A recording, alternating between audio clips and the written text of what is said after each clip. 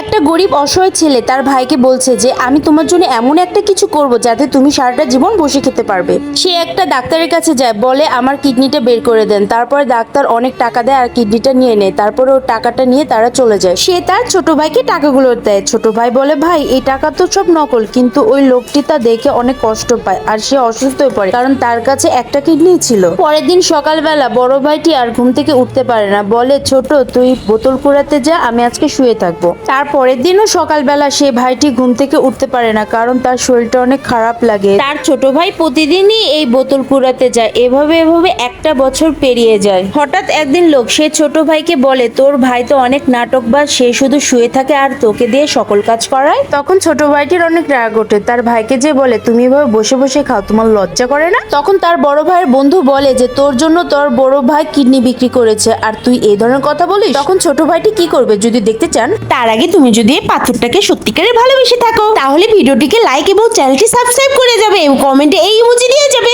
আর যারা লাইক এবং সাবস্ক্রাইব করবে তাদের জন্য আল্লাহ হজ করার তৌফিক দান করে। তখন ছোট ভাইটি ওই ডাক্তারের কাছে যায় আর ওই ডাক্তারের কিডনি নিয়ে আসে আর তার ভাইকে লাগিয়ে দেয়। কিডনি লাগানোর পর ওর বড় ভাইটি সুস্থ হয়ে যায় এবং স্বাভাবিক জীবনযাপন করে।